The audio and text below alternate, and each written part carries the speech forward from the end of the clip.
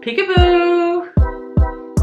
Hello beautiful people, it's Trina. Welcome back to my channel where I talk about bags and frags. And this is what I'm wearing today. It's Coco, not Mademoiselle, just the regular Coco Chanel. And I purchased this recently. I have a couple of things I want to share with you today. Actually, this is one of them. And that's, it's so classic, love it, and it's not dated like the other stuff. So now I have quite a range of the Chanel Cool Suite perfumes, so I'll talk about them at a later stage. But today, the feature presentation is on this Peekaboo bag. Ta-da! I've got it with a little frilly thingy here. Now this is not the Fendi Peekaboo. This is obviously a dupe, okay? So let me unbox it for you. This was a couple of days ago. I've been wearing it since.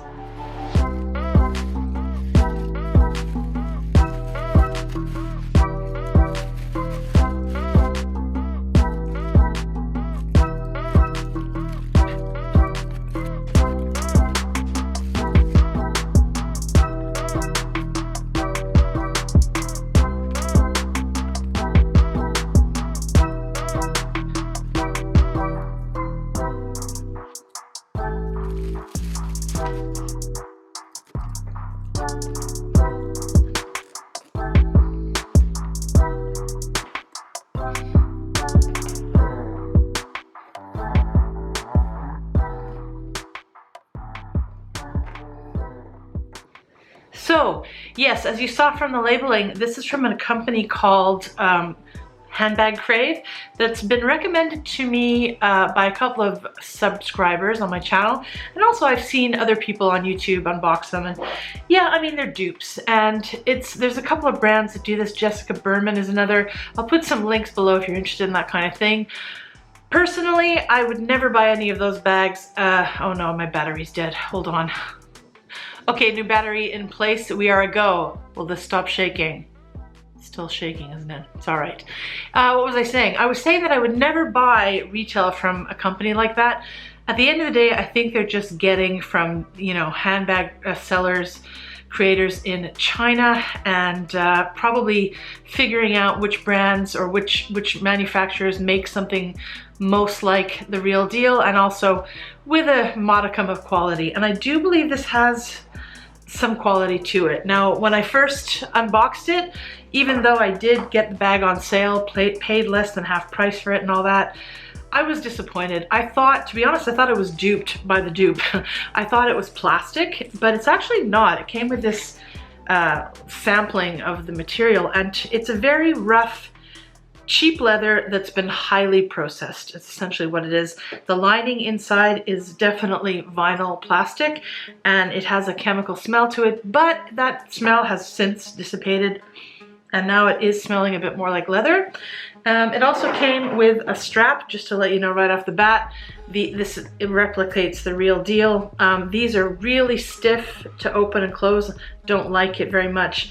And it's also too short, so I don't think I'll be using this. And I think this bag looks a lot nicer handheld anyway, but I will be getting a strap to use when I do want to like swing it across my body. Shoulder, I'm not sure, because shoulder straps tend to fall off me, but I will need a longer strap for that. In fact, I do have one set up here ready to go, but this one here doesn't have any rings. This is from an old bag, what is it, a J. Crew bag, which I really enjoyed because of the long straps. This is very much like Chloe does these kind of pinching straps. So I have thought of this. I will get back to you in a later video to find out what I do with this. But the bag itself is pretty much yeah, it's a mimic of the real thing. Now I have packed this to the brim, so I think, and that's not what I've been using it for this the last few days. I haven't packed it as much as this, but the one big, I think, bonus of this, like good point of this bag, is the capacity. It's really a small bag, and yet you can really chuck a lot in here. So let me zoom in to show you how what I've packed this with, because it's quite amazing. I mean, look, the small bag, I'll put the dimensions below, but yeah. So it did come with a thank you card from Handbag Crave, very nice, and also a little tag about taking care of the item. Okay, so as you can see, there's no branding on here. The metal, there's only metal at here and parts of the side here and on the handle.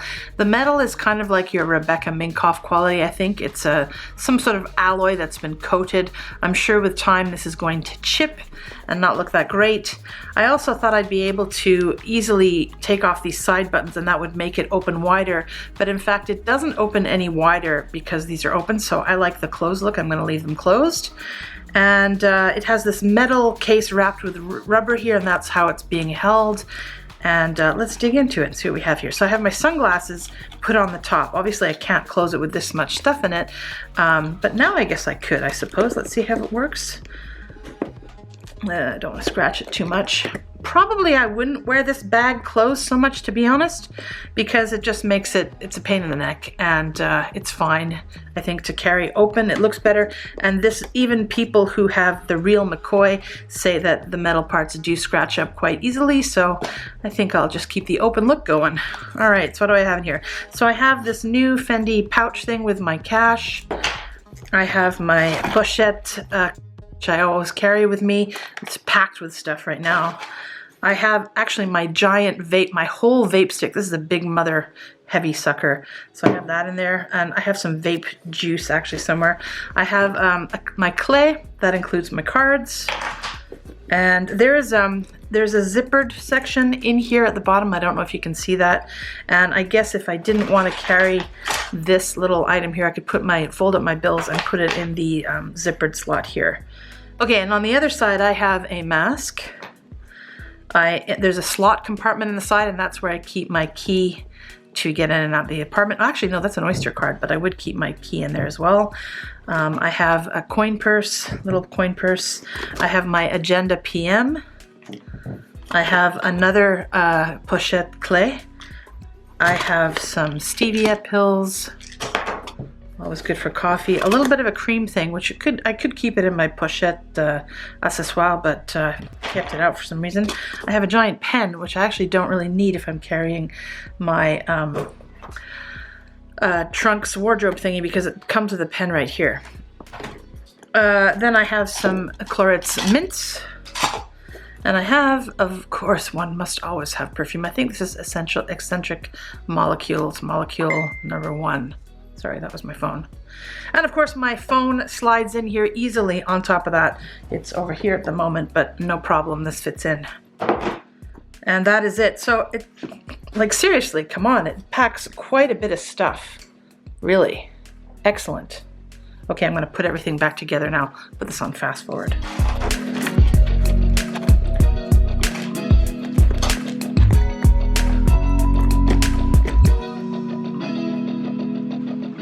Okay, so that's the top benefit of this particular bag. I love bags that can carry a lot more than they appear to carry, and this does do that. And of course the real Fendi Peekaboo mini size bag would do the same. And everything I'm gonna say pretty much from now on, just give me a couple more minutes, will apply to the real Fendi bag as well. Okay, it's more like the design elements, what's good and bad about it. But to say, first of all, that I would never buy a Fendi Peekaboo either retail or secondhand at this moment in time, because the secondhand prices just aren't low enough yet. I think it's a newer model on the market, perhaps that's why, or still in demand. I haven't been able to find a Peekaboo bag like this that I was willing to pay for at the prices that I've seen them at. So that's the first thing. And second of all, retail, no, I'm not gonna pay. It's like over $4,000 for these types of things now. No, it's not my priority. Even if I had a lot of money, I think my priorities would be elsewhere. I say that now, but maybe if I get a lot of money in the future, I might change my mind, but that's where I'm at. So yeah, I think this is good enough for me to try. I don't regret buying it. I will use it, but I don't think the quality is spectacular. Of course it's not. I mean, it's not. It's a fake bag. Not a fake bag, a dupe bag. It's not a fake, counterfeit replica. Those are items when it comes to handbags that I do not indulge. So anybody writing in the comments about these replica sites, I'm not interested, guys, not interested. Don't bother. Well, I mean, you could argue that this is not in good taste either, because it really is similar. You wouldn't know that this is not the real thing unless you approached it, right? But I'm not afraid. I don't mind dupes. I think people copy other companies all the time. This perhaps is very close, so it's bordering on tasteless in that sense. But most bags you see, they're all copying each other. Look at, I have one in the corner over there. That is my Rebecca Minkoff Love bag that I was using a while ago. I don't know why that's still there, I should move it. But that bag is obviously trying to emulate, to a certain extent, the boy bag from Chanel, right? And it's obviously not, because it's got different hardware, different graphics perhaps that are unique to Rebecca Minkoff. That's perfectly fine, right? And this one, it doesn't have any branding on it, so good. And I like that it doesn't have any other branding either, because I don't really like loud logos. I do have a lot of stuff with logos and stuff on it, but that's, you know, I love them in spite of the logos more than because of them. So I hope this logo mania trend finally gets out, because I don't care for it. I do like high quality stuff though, and I do like good quality design. I think this design is excellent, the quality perhaps not, but we'll see. I'll let you know further down the line. In any case, this is great. Okay, so pros and cons of this bag, and I've only had it a short time, but I actually do have an opinion on it already.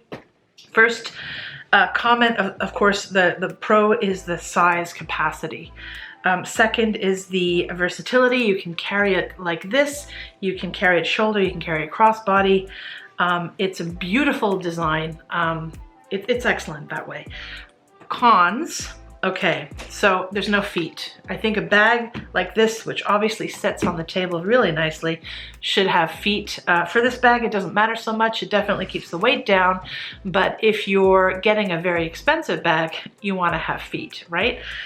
Second con is that as a shoulder or a crossbody bag, if you're not a tall, thin creature, I'm tall, but ain't no thin creature, then it's not going to look that aesthetic when you have it on the shoulder straps, because the straps come from the inner side. It's much more flattering if they come from a wide distance, like a bag that is, you know, wider and the straps come from a wider side is gonna look a lot nicer aesthetically. So that's why I don't like the Alma BB. I don't like the way the straps go together so closely, and the same with this. So if I wear it as a shoulder or crossbody, it's because I have to, not because I think it will look good that way. This size though, it's tiny. It's a tiny bag, and yet it, you know, it holds a lot. So yeah, I gotta go back to that point, because that is the best point. Okay, minus point. So obviously, if you want to not have it open, you don't want to be, you know, being in a situation where you could accidentally tip your bag over, or you could be pickpocketed. So for some of you that might be a concern. For me, where I live and for what I do, I don't mind keeping it open. And again, having to do it up and open all the time is gonna put scratches on your bag, and it's a pain in the neck. So you could put one open, for example, right? Another pro is you can dress it up with twillies. I've got this twilly right on. I think it'll just make the handle look better, longer, and just protect it, and it looks good. The handles themselves, a con. I'm just switching from cons to pros all over the place. Oh well. The handle, that came with this particular bag, this is a bit finicky, it's a bit stiff. On the real McCoy, I don't know how much flexible this is, but this attaches to the actual strap. Never like that, because it rubs against the leather. I think that straps should have dedicated places to put their rings in, so that's a con. Another con is getting in and out of here. It's kind of like getting in and out of the Speedy, the small Speedy, the 25. So it's a very small section, and it widens up at the base, so it's finicky to get your stuff in and out. So in fact, I would never carry as much as I showed you previously in that down shot. It's just too finicky to get stuff in and out of. So I've already removed a few items, a few of these heavier items, my sunglasses, and you know, I've taken this out already so I can maneuver this bag better, because it does get heavy when it's full. So yeah, it's hard to get in and out of, and also because of this lock, this turn lock that's on the side here, it's painful. You get nicked, you nick yourself a lot. So you have to go sort of in from the side. So it's not that user-friendly in that respect. But that is it. Those are the only cons. I love the layout, the two pockets and the zippered section, and the slot on one side is excellent. Excellent design from Fendi, you guys, in the Peekaboo. And I guess the original Peekaboo, you know, some of them have the monster, you open it up and you get those funny little cartoon eyes in there, or they have a different lining or whatnot. But I like to keep it simple. I like this simple design. And so far, so good. Just wanted to give you a close-up of the handles as well. I like the way they can sit down or stand up like this. These ones are not perfect, but they don't look nasty and fake like a lot of the other dupes can. You can see that they've put some sort of pencil to bulk it up, like Louis Vuitton style. It doesn't look too bad. The stitching is pretty decent. Yeah, I think it looks nice. And again, I do like the way you can rest it down like that. It gives it a nice profile when it's just sitting on the table. So good job, Handbag Crave. Do you have a Fendi Peekaboo? If you do, what do you like about it? Do you have any inspired or dupe bags like this, of this or any brand? If you do, please comment below and give me your opinion of the whole concept. When it comes to perfume, by the way, my opinions on clone houses are rather different from my opinions on replica slash fake slash counterfeit bags. I mean, counterfeit just means illegal, right? So obviously that's another reason for not wanting that stuff.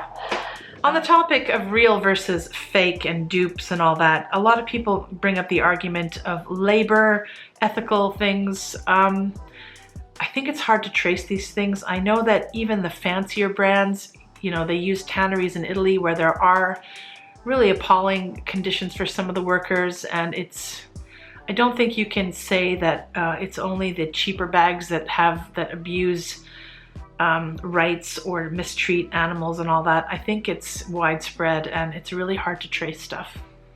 So if that's important to you, another reason to shop pre-loved, right? Because you're buying stuff that's already out there, saving money, saving the processing, manufacturing of another product.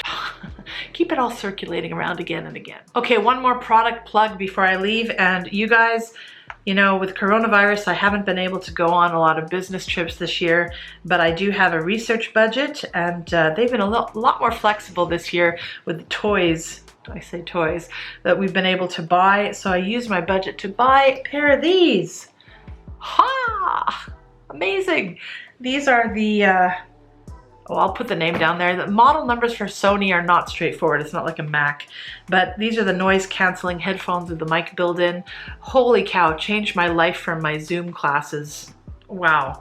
I mean, the mic itself's not so great, but having the phones to like shut out all the ambient sound and let me focus on what I'm doing, whether that be a class or other stuff, has really been wonderful. So I know that the Bose 7000 has a great competing brand to this, but if you can afford these and you need them, get them. Okay, my friends, that is it for the dupe Peekaboo Mini in black and gold. Beautiful bag, even if it's not the real McCoy. Okay, Bag Hag signing out. Mwah.